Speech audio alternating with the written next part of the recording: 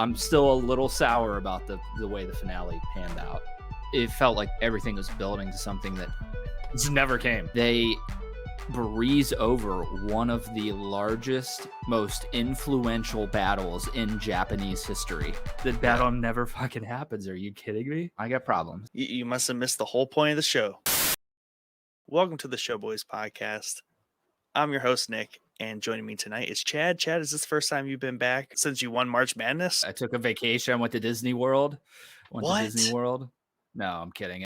Shout out our top tier patrons, Hall of Famer Joe C, Tim B, and Yusuf H. You guys are great. Do sign up for our Patreon. Lots of cool perks over there. You get the episodes uncut and early before Dad does all his editing. Lots of extra content in there, mostly in pauses from Michael. You get a patron monthly episode, which coming up here, we will be playing Pale Beyond. Yeah, Mike played once, lost the game.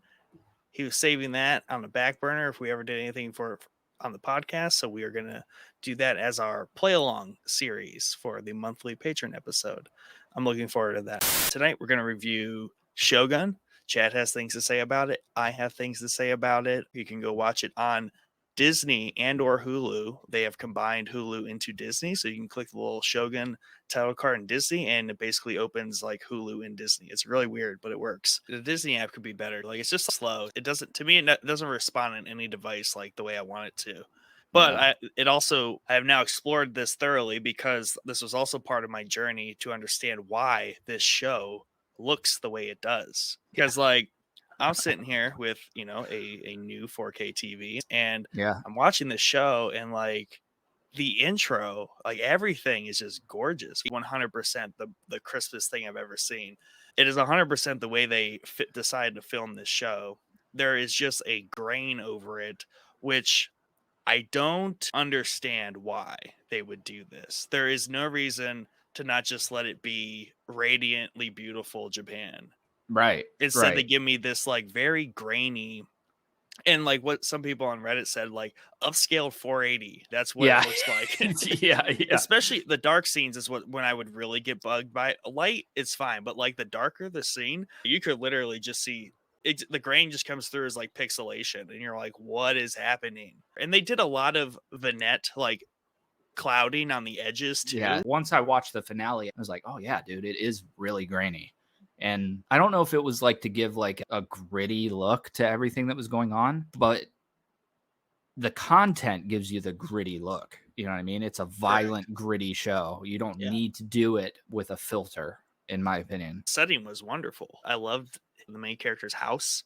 It's really authentic to Japanese culture. So everything was great. You could add a film grain and it not be so gritty. No matter what we want to say about this show, it was going to get compared to Game of Thrones. It was going to happen from the beginning because that's where everybody's mind is right now. And when you compare the way that was filmed compared to this, they're not even comparable.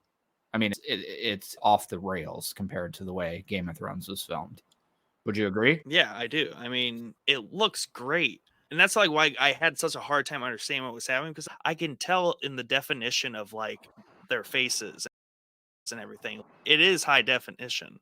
But like there's just this rain of dirt on it. And I get it, but again, Game of Thrones, like early season, maybe like you get a little bit of that. But for like a mini series, make that an option. I don't know, like a game. I would also like to watch it in the perfect way it was filmed as well. I agree. The grittiness of the show would have came across without the way they filmed it. It didn't need that. I was missing detail in the world they were filming because of it. Especially in darker scenes, it was really bad. And any darker scenes with action was just like, it was that episode from Game of Thrones where they had the darkness. Couldn't see anything. Yeah. And they had to fix it later. So maybe they can fix this later in like a director's cut, like Blu-ray. That's a possibility for sure. It's got to be annoying from that point of view where it's like, what the hell did they do in post where they just made everything look terrible? Same with that Game of Thrones episode. That the making of that episode and even the actors talking about it, it was like pure hell to go through the filming of that long night episode on Game of Thrones. And then nobody could see shit. So they went through all this stuff, 6 months of filming out there. and nobody could see anything until the Blu-ray came out. I think the post people need to calm down maybe a little bit. But the problem was I was trying to look at all the details, but the details were very distracted by the film grain they added. What happened? Is my TV broke? Am I on the wrong app? I literally was, when I was texting, I was switching between the Hulu app and looking through the settings, which there are none. The Disney app, looking through the settings, there are none. On my phone, I'm like, what is happening? But boo, Yeah, bad decision. Yeah, I agree, man. I agree with you. And it's funny because I knew that there was something in my brain that was not registering with the way it was filmed, but it didn't really occur to me until you said something about it being super gritty looking and or grainy looking or however you phrased it. And then when I watched the finale, I was like, oh shit, yeah, that's 100% what it Sorry, was. the subtitles. They are the same font, but it's a version of the font that are Star Wars subtitles. That's why they are yellow. It's the same Yeah. one that the aliens are using. I was like, dude, that's why that looks so familiar and also like looks so pleasing to my eye. Yeah. Because I did like the subtitles a lot. I was like, oh, FX show, yada yada. We're gonna be fairly like English speaking. Even when they introduce like Blackthorn and all that, I'm like, we're gonna get a lot of English speaking. No, there are tons Nah, of subtitles. nothing. What was the split? Like with So, 90-10? oh yeah, every bit of it. And now here, totally watch this entire series dubbed. I Dub watched option? there is a dub option, yeah. But that being said, the dubbing is not good. It's what I can't stand when I watch any samurai or Japanese movie that is dubbed in English is the characters having that like Japanese speaking English accent. I don't need that. I'm trying to listen to it in English. I don't have a problem with it. I just don't need my English speaking dub to have that going on in it. I can Right. assume that they're Japanese. That being said, it would have been perfect if this show was in English. We can assume they were speaking Japanese, right? Right. I get that. I will get slayed about that on the internet, especially with anime and Japanese fans. I get it. But I could have used this show in English.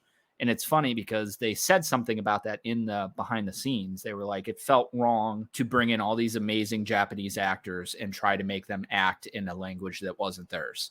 But then they interview the Japanese actors speaking perfect fucking English.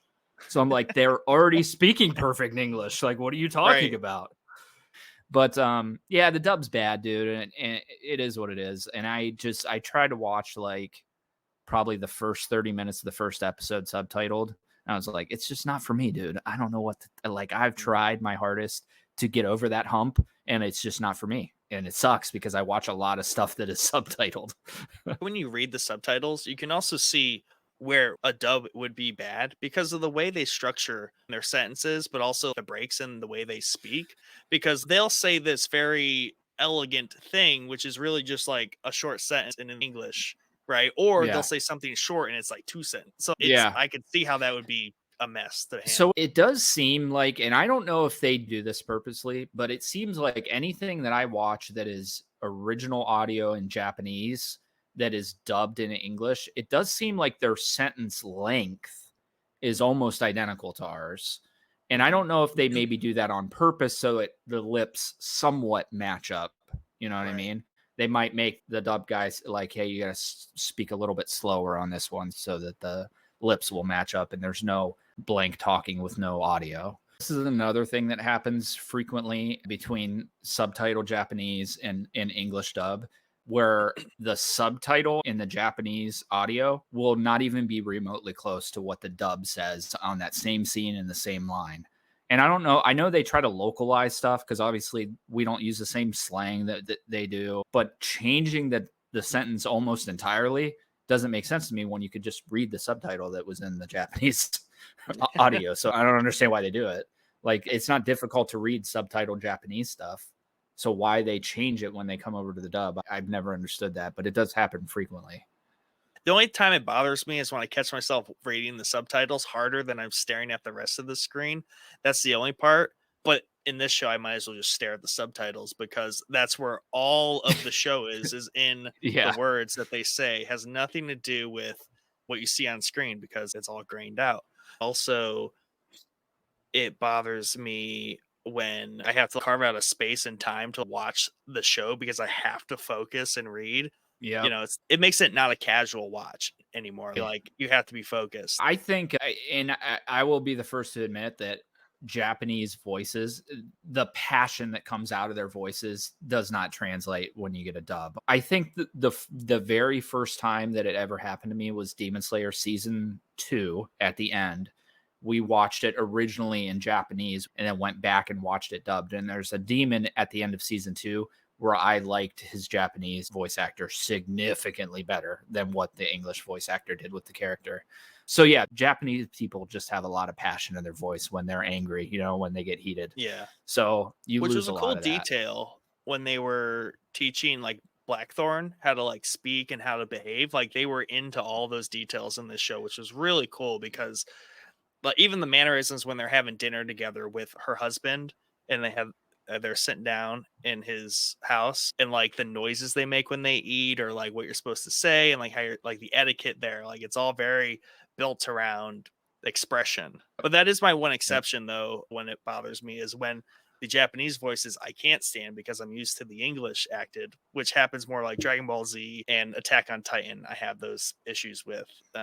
Yeah, because that's what you started with. So you're used to those English voices. I really enjoy like the kind of parallels between everything they were teaching him on the show. And like even little things like I thought one of the most powerful scenes in the show is when he hangs that like pheasant or whatever to rot. And he says like, don't touch or die. That's the only words he can say in Japanese. And like the old servant man like touches it and they kill him. And he's like, you killed him? He's like, you said to kill him. Like you Yeah. literally said, if anybody touches it, they die. And that's what we did. And this story, even though it is a fictional book, it does have a lot of basis in actual history. Yes. The Tokugawa shogunate, which is what this is loosely retelling, and William Adams, who was actually a sailor that crash landed on Japan, and Becomes a is actually, I don't samurai know if and all you, that.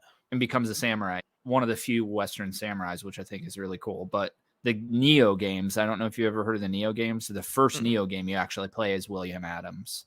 So that's the first time I heard his story. And it's a fascinating story.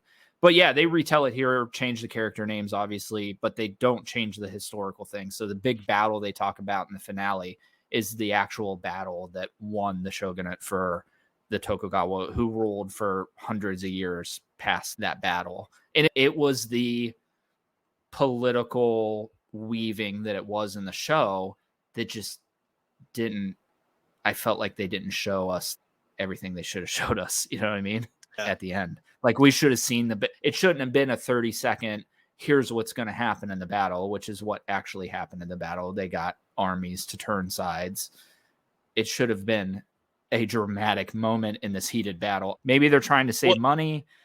In real history, did that battle actually happen? Like, because That in battle there of he narrates Sekigahara, that yeah. like it before anyone even dies, like it all kind of just fizzles out. So it was one of the most decisive battles of that time period. And it did roughly pan out the way that he says it, but I Well, would have liked to see it. You know what I mean? Because there are a couple movies that do that battle and everything around it, but it just felt like this entire season was building, building, building, building. And then when Shogun popped up at the end, it was still building.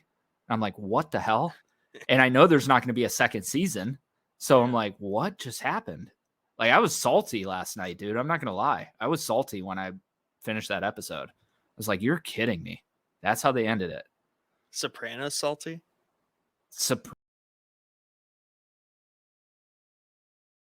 It just felt like next episode's definitely going to be the one, man. Next episode's definitely going to be the one. This is the next episode. I can't wait. Oh, Crimson Sky. This is it. This is the big battle. Never comes. It's literally discussed in a 20-second scene. There's a lot of little switchery even on the viewers, because like when his army gets wiped out by the giant mudslide from the earthquake, and then they're like, they're going to come for you. They never really come for him. And then even when he surrenders, he doesn't go to surrender right away. There's like this formal like weeks of time where he just goes back to Ito and he's just like hanging out. So there's a lot of that to build up the suspense for that big action later on. is when they do have fight scenes and they like gloss over them or stuff. Like when a lot of those ambushes in the early episodes, we got some action, but like not to the extent. Really, the most like swordplay action we got was when Marco was trying to leave in like Crimson Sky Yep. episode. That was like, which was good. And I get, and the other thing that felt weird to me throughout all his political weaving is that like he let his old like BFF kill himself in protest of it, and he knows that the plan isn't to surrender. So you would think like that was the plan. I don't know, dude. I get that it's like a traditional thing, and he's trying to keep it hush hush. He doesn't want anybody to find out what's going on. But dude, I couldn't sit there and like let my best friend just cut his belly open, knowing that he's protesting something I'm not doing. But I think it was a ruse. He was in. Why'd he kill himself then? He had to. You think he was in on it, and he did it? And I think the overall arching idea is that they went through all of this because, and a lot happens in that ending monologue where he's talking with probably one of the best characters, the guy who switches back and forth all the time. He's great. But he he's going to rein in an era of peace, and he knows he can't do that by just having this like giant war, right? He's trying to avoid war and save lives. In the process, some very important people have to die for the big ruse to like usher in quietly and peacefully this peace. So I think like that's like the genius of it, but it is very non-traditional. Like show us some samurai going head to head. Like I said, dude, when they talked about Sekigahara, which is that battle, and didn't show it, I was just like, dude, fuck this show, man. Like, you're going to talk about that. And at the time, I didn't know that's what we were building towards, because they don't really explicitly tell you what this is building towards. They talked about these foreigners that have bases in Japan, and he's telling Toranaga all this stuff. I'm like, yeah, he's going to go fuck him up. And he doesn't. You know what I mean? He like incredible restraint through the entirety of the show. And maybe that's how reality panned out. I don't know all the political stuff that was going on in between. But balance it with like the big battles, like Game of Thrones. It needs like balance. Political intrigue for 7 episodes and 3 episodes of just chaos. Or I don't even need 3 episodes. I mean, there was like halfway through the finale, I was like, oh, it's coming. It's coming. And it's like slowly time's ticking. I'm like, oh, you're kidding me right now. Like, we're not doing it. And then we get to the end at the cliff there, and I paused, and there's like 14 minutes left. I'm like, shit, dude, we're not getting a battle in 14 minutes. There's no way. And I hate to be the dude that argues like it didn't have enough action, because I do enjoy a lot of stuff that doesn't have action. A lot of samurai movies, like, you don't really go to watch samurai movies for the action, typically. Even the older ones, they don't have a lot of action in them. But this was like an impressively low amount of action for such a volatile time in history. But ultimately, yeah, like there was some misdirection in terms of like what was actually going to happen. Right. And the other thing that stuck out really bad to me in the finale is it opens with like what I thought, and I still think, is Blackthorn old in bed, and the kids are like talking about like, oh, that's a katana that he got off of savages, and it's chipped because he fought off assassins. And I was like trying to think, like, did he ever fucking fight anybody with that katana in the show? Did I forget it? I don't remember him fighting off assassins. He did fight off the shinobi that came to kill Marco in the one episode. I don't know if he hit anyone with his sword. I don't think he even pulled his sword out, bro. He dueled Kishigi laughably because Kishigi's beat him up on the beach, but he did draw his sword then. Yeah, he did then, but that's not to fight off assassins like the kids said. Now, granted, maybe it's an old man telling stories on his deathbed, right? We'll chalk it up to that. The other part of that scene that made no sense to me is he's got that, what I think is like a rosary in his hand that Marco used to wear around her neck. He drops that fucking thing in the water. It washed up, and he grabbed it. I just want to know how the hell he got the necklace he dropped into the ocean back. Yeah, because they very visually show him dropping it out of that boat with whatever his little sidekick was, whatever her name was. You know, I kind of gave up hope of like any kind of big battle when they started the episode with a flashback to when he was young and won his first battle, and they're like, Toranaga, he won, right? And then it's just him as a youngster, like 43 years ago. I'm like, Yeah. okay, we're gonna do those tricks, and like Yeah. we didn't see that battle. They're never gonna show We us a didn't. battle, and I was like, that's totally what they just did to us. But then I was like, okay, flashback. But then I was like, you know what? They're just not gonna do it. And that's when I just really Right. started paying attention to the plotting that was going on, and I think I had given up. Yeah. I wish I did. I didn't give up You until should 14 have minutes given left up. in the finale. They showed Sekigahara, the battle. They showed everybody like lining up, and they showed Toranaga on his horse looking over at the other side. And I was like, here it comes. Like, finally, dude, we got 10 minutes left in the episode. Here it comes. And it was literally like 20-minute scene. But yeah, I think that stuff played okay in Game of Thrones because you knew more seasons were coming, right? Yeah. This is only one season. I think they retold the Yes. entire book, to my Yeah. knowledge.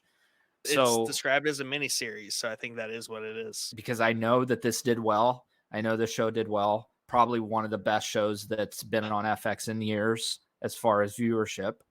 I would love to see like Musashi, which is one of the most notoriously amazing samurai books.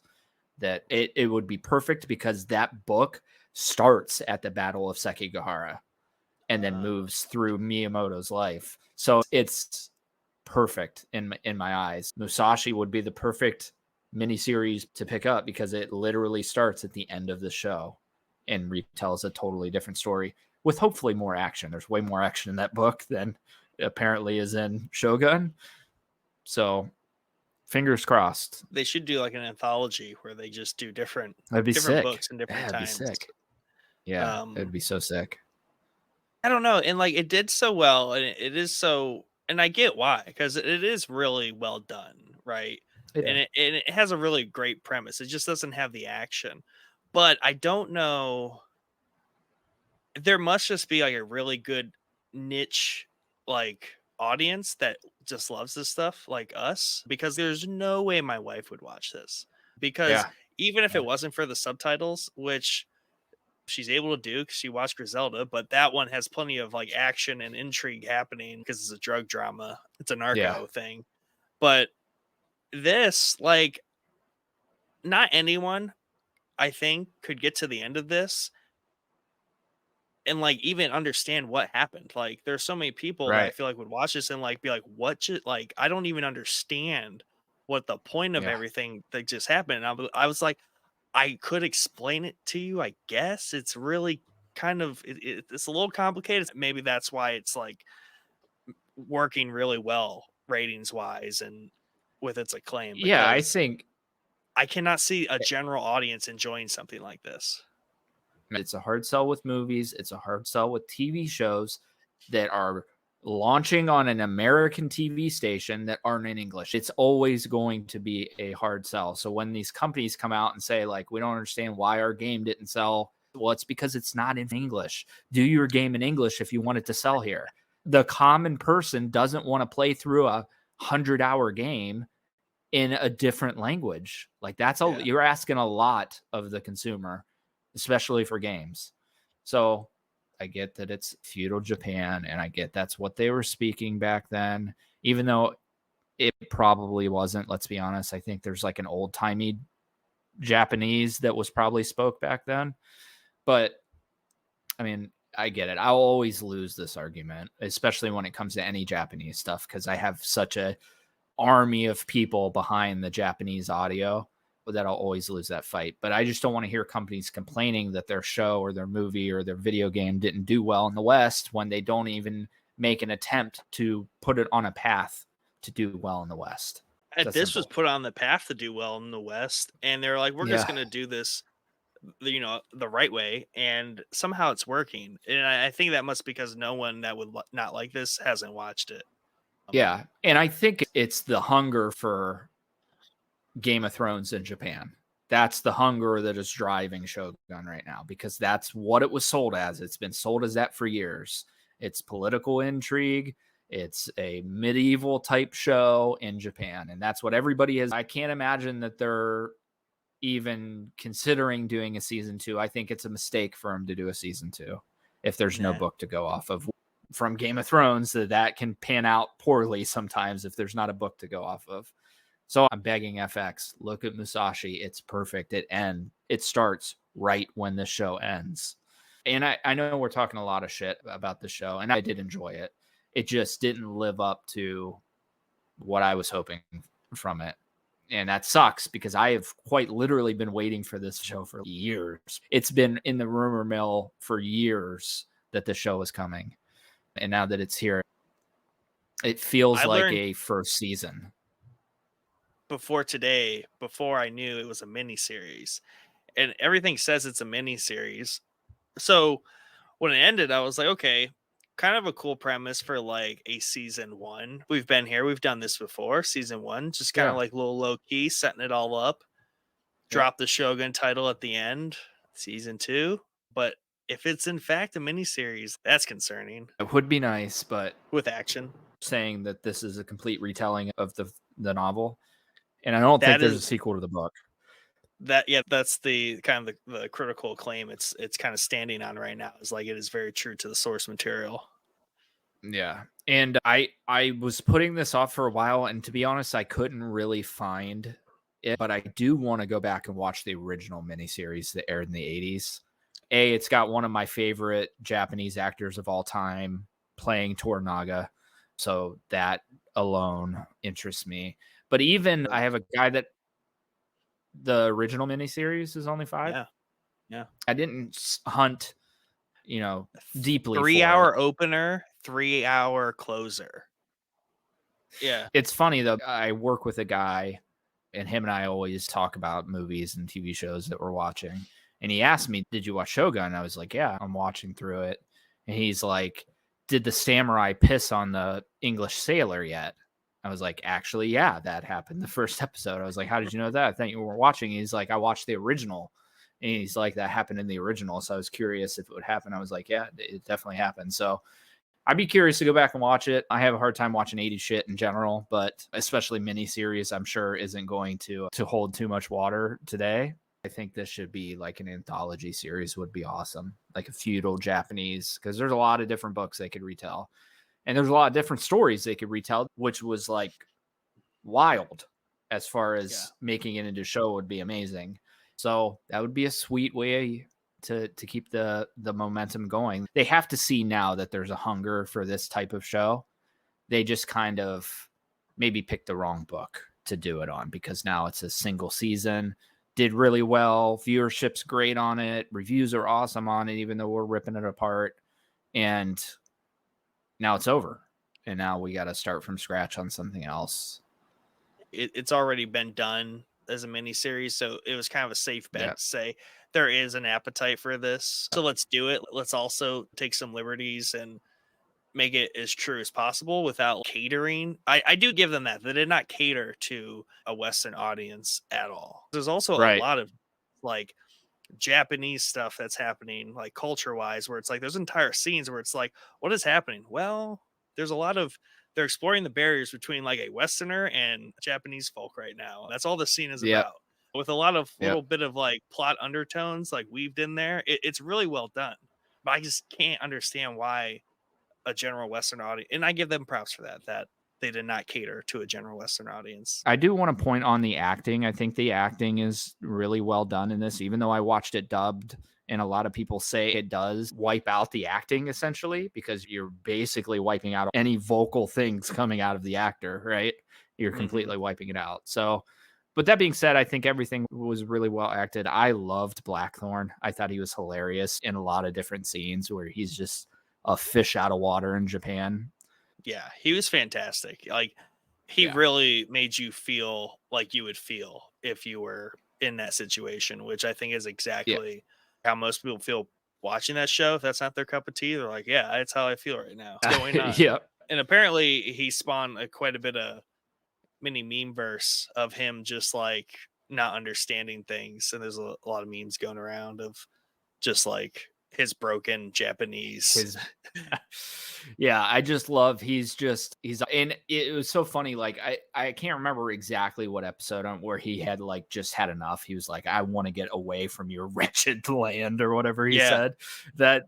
That whole scene was great because you could see he was just like he saw so much shit. He's just at his breaking point, dude. He's like totally different society going on over here. Well, yeah, and it was the episode where the gardener, which happened to be the spy who they pegged the spying on, but wasn't really the spy. So there's a lot Yeah, of layers there going on, which I thought was really clever. But I mean, yeah, like in a Western culture, we would say forbidden, touch it, you will die. Like most Western cultures won't take that literally. But in Japan, literally. Yeah, like his status made that a very literal thing, like to the T. right.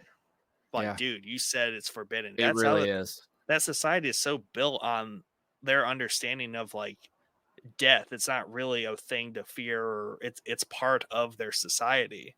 This show did a really good job at just showing how violent everything was back then. I mean, it's like Afghanistan today. That's what feudal Japan reminds me of. It's just mayhem. You know what I mean? It's just a feudal territory where everybody's at each other's throats. And you have the royalty, right?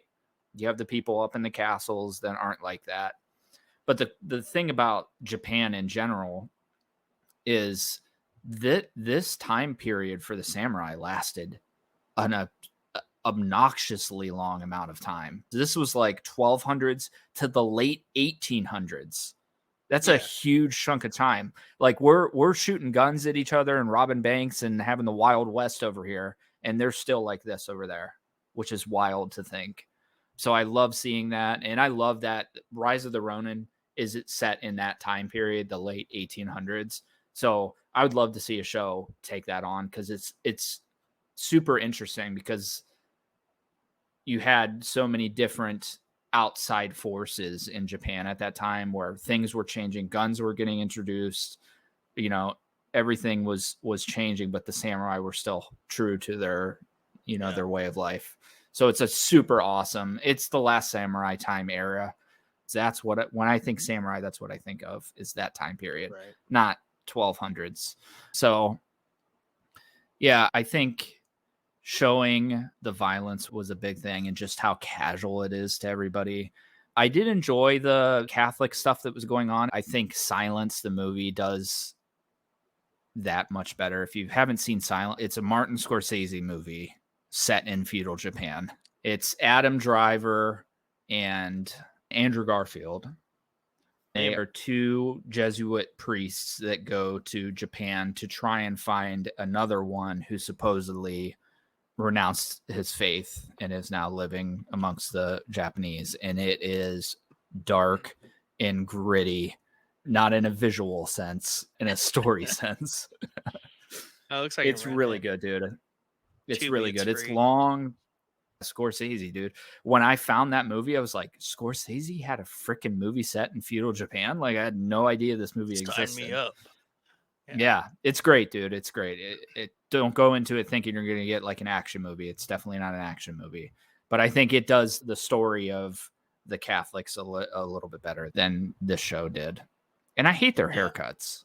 I'll just say it straight out. The Jesuit Oh, like bowl yeah. shave or whatever the hell they got going on there. Is that like just so their hat stays on better? I think Like, what's the so. purpose of that?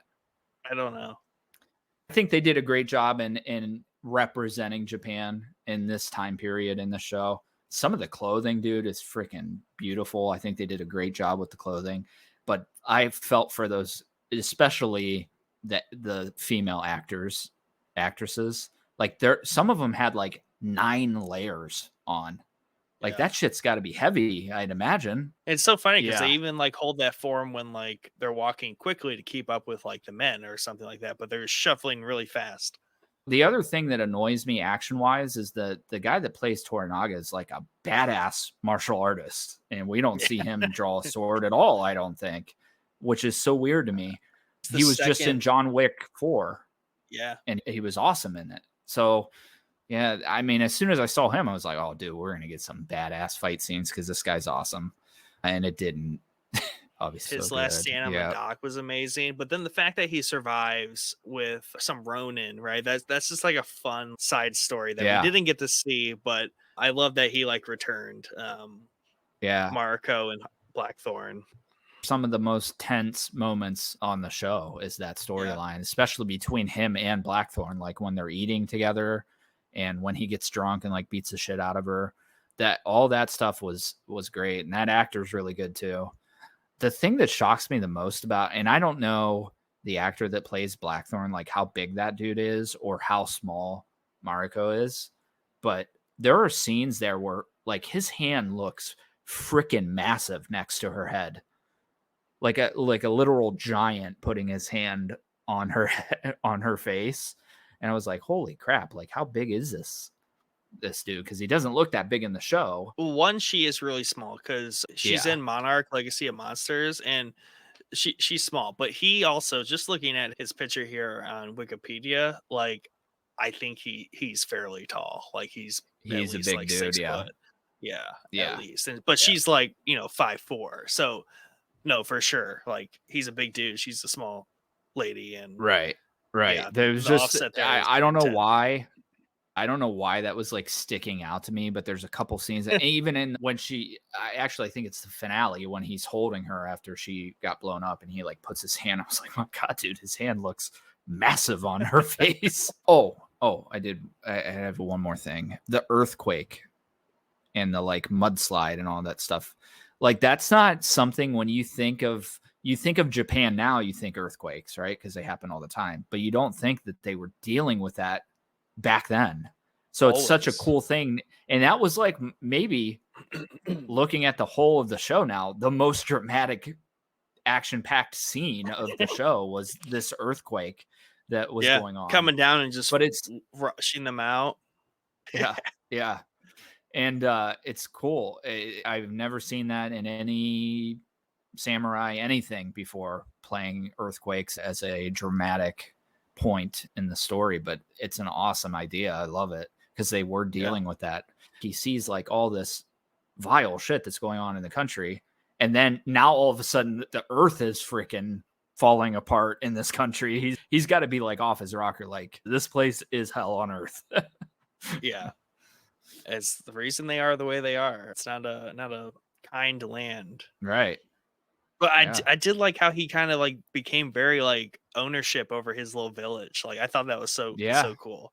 Like I was like, yeah, Yeah. when Definitely. he was just sitting there in his like little stone garden, I was like, yeah, totally get where you're going, man. So they said that, or he says that Mariko destroyed his ship, correct?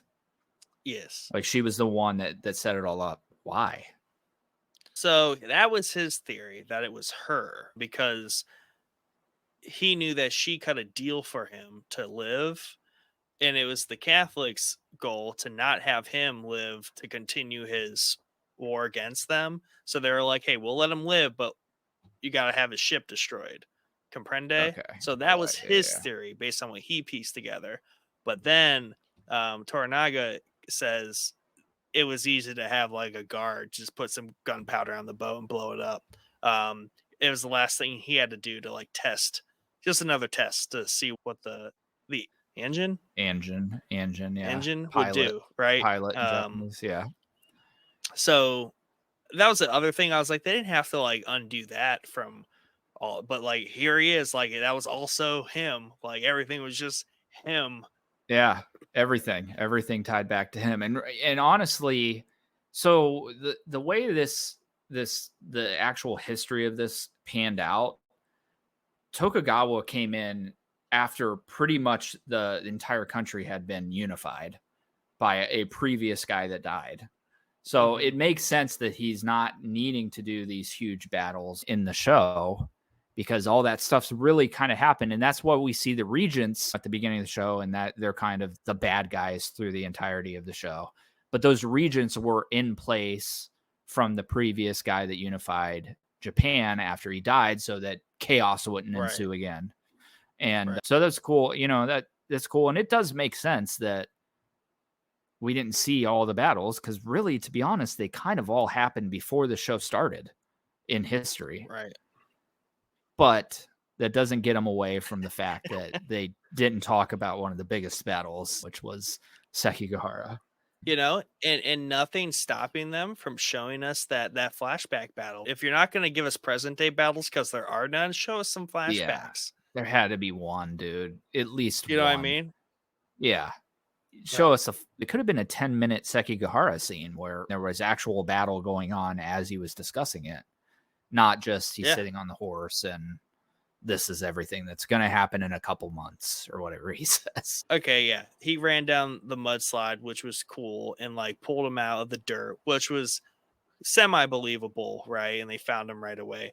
But then Mariko, in her get up, in her Japanese lady slow shuffling way, just shows up like right around the corner. Like I'm pretty sure they just like went down at least 100 feet of mudslide. Yeah. And you're just gonna casually walk Around the like corner. Yeah. like within minutes. Like, come on, Yeah. what's going on here? Yeah. What seemed Right. like the first spot they looked, he was just Yeah. there, just locked in on the spot that he went down. I thought that scene was awesome because you don't see that side of it. And I think it did a really good job of showing like Blackthorn just how screwed up this country really is. Like even their natural disasters are crazy. So I don't know too much about William Adams' actual story. Obviously, I know that he crash landed on Japan and became a samurai, but I would like to know like what kind of liberties were taken as far as retelling it or reshaping it into this book.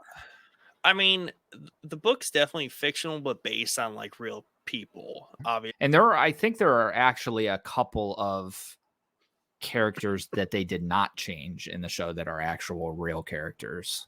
But yeah, every single one of the main characters is based off of, and even some of the supporting characters are based off of actual historical. Yeah. Would I recommend it widely to everyone has to see it? No.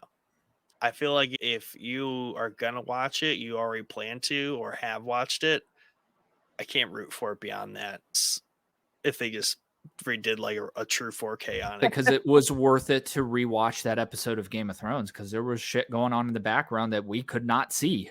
Yeah. And I mean like big things that were happening in the background that we could not see at all. Giants, whole thing, things. Yeah. So it'd definitely be worth it. Recommendation wise, I have to line up with you. If you're interested in getting into samurai stuff, I don't know if this is where I would point you per se. If you're a drama person trying to get into samurai, this is probably where I would point you because that's really what this is at the end of the day, is a political drama. But if you're action wise, I'd probably point you to some movies that would probably satisfy that itch a little bit better than this does. That being said, I think FX did a great job with it. You know, Proud of them. Maybe seems like they only had so much to work with the book. Maybe the book is very political, slow, intrigue, light on the action. But I hope that they continue spinning up these samurai stories.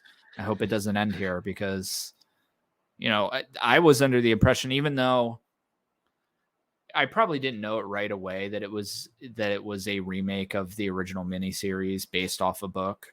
When this show was coming out, I was assuming that it was going to be a 10-season, 9-season, 7-season show. And that does not appear. I think even like the directors are saying like we're probably not doing a season 2 because we don't even know what we do it on. We wrapped it all up. But I hope they search for another book maybe to do and make it an anthology series. I think that would be awesome. I like Kashigi so much because he was just constantly plotting back and forth between Osaka and Ito with Toranaga, and Toranaga knew he constantly was, you know, trying to align himself with Osaka, right? Like, but he planned on him being that way and planned on him doing those things. Right. He was still probably my favorite character. Yeah, I agree. And I love Mariko too, though. I thought she was great. She was really good. Yeah. And I know there were some people that were, because she was a little bit annoying in Monarch Legacy of Monsters, but I told people, I'm like, don't even associate the two. I mean, no. Yeah, she's great in this. And I would venture to say that maybe 80% of the powerful scenes in the show are involved with her in some way. I think her threat of suicide during the Crimson Sky episode, really well done. I did want to mention that normally they're about putting the suicide warnings at the beginning of anything that shows suicide. Maybe this is different in the context of historical Japanese culture. There is a lot of suicide and assisted suicide in this show. Obviously, Yeah. not maybe the traditional I'm depressed, sad, I want to kill myself suicide. But yeah, there's a ton of just like, yep, suicide right now. So this is something that is heavily in all samurai stuff, and it definitely has historical accuracy to it as well. It was their way of protesting, it was their way of controlling their own death. It happened pretty frequently, and I will say I enjoy every scene that I've ever seen where this whole ritual is going on. But yeah, it is that maybe it does get a pass because it's not I'm depressed. Maybe FX doesn't care. But I was watching it on Disney. That was the funny thing. When you open it through Disney and like they put that stuff warnings. there. Yeah. So I know Netflix does a lot too, but yeah, I thought that was weird. I think it's the context. It's a well-known thing that happened back then, and it's not what it is today. It was a cultural thing. It's like wild, dude. Well, and that's got to be brutally painful to slit your belly open like that, even with a katana. Yeah. Wasn't that 47 Ronin where like they made a point where like you also cannot scream, like you have to be quiet through the process. And I think that might be where like the story of them pulling their guts out was like an additional step of like, I am more badass and I will now just slit my belly and pull my guts out before I die. So you can actually, the kind of history of it is really cool to read about. It started with just literally slitting your belly open, right? That was it. And then eventually along the lines, the second came in who would cut your head off once you get to a certain point, so you don't have to sit there and suffer and bleed to death. And then eventually it progressed to as soon as you would stab yourself, they'd cut your head off. So there's like this weird progression of it getting less and less violent, even though it's cutting somebody's head off. It's still pretty violent. But yeah, the history of it just, it fascinates me. But even the detail where like when I think it was Blackthorn Blackthorn, when he was going in front of the current Regent Council, and even at times in front of Toranaga, where they take your swords, but they leave the short one with you. You only give your full katana, your short one stays with you. I guess for that purpose, in case you at any moment you might want to declare. So yeah, I think it has multiple purposes. It is to leave your longsword out because that's the deadliest one out of all of them. The other one is long, but it's not. I mean, I feel like it'd be much easier to fight somebody with that, fight somebody else that had the short sword versus the long sword. But yeah, that also could be the case too. I actually have so another way that they did it is they would make you tie the piece knot into your katana, and that's what I have tied in my katana back here. That doesn't allow you to open the weapon at all. So yeah, it does seem weird because I feel like you could really probably fuck some shit up with that little sword if you really wanted to, right? The other thing I wanted to talk about is just how the show opens and to set the precedence of how screwed up and violent this time is. So we have Toranaga go before the regents, and they insult Toranaga in some way, and one of his retainers has a little freak out, if I'm being honest with you. Like he stands up and says, like, I won't let them talk to you like that. And what comes from that is like wild. Not only does he have to kill himself, they also killed the child to end his bloodline. I was like, dude, wow. Like that's brutal, messed up. bro. And it just like, I think that actress that plays the mom does a great job in that scene where she's holding the kid and they come together and Mariko like tries to talk her down off the ledge. Yeah. Totally wild way to open the show. The show changes your expectations by the midpoint so much you forget all the original stuff that happened beforehand. And they throw so much at you at those first couple episodes that didn't really pan out to be anything. And they're dropping like the Portuguese have bases all over, and their plan is to take over Japan. And Toranaga's upset about it, so we're going to see some badass scenes where he wipes these camps out. No, nope. no, no, we're not going to do that either. Blackthorn's just going to give up on that dream and stay put. Gives up. And then it really culminated in the old man at the end too, where we got like no explanation of why the hell they even showed him as an old man in his bed holding something that he threw in an ocean 40 years ago. That's what I'm saying. Right. Like, because there is a point. You're right. There is a point where he like in the present time, like looks back and then gets the vision of him being the old man in the bed. So I'm like, did that even really happen? And he called them, you know, he said like, oh, the savages gave grandpa that sword. And now I thought always the point of this story would be like he arrives in Japan, sees it's like a really screwed up, but then eventually learns their ways. I didn't really get too much of that in here. Like I don't feel like he's just as like turned off by it by the end of it as he is at the beginning. He does not become a samurai in the show at all. Maybe that's what becomes of him if he continues his quest to rid the Japans and be like a bad guy. And that's why he like turned coats and becomes kind of peaceful. Maybe that's it. I do think the show delivered on some of the like shocking moments.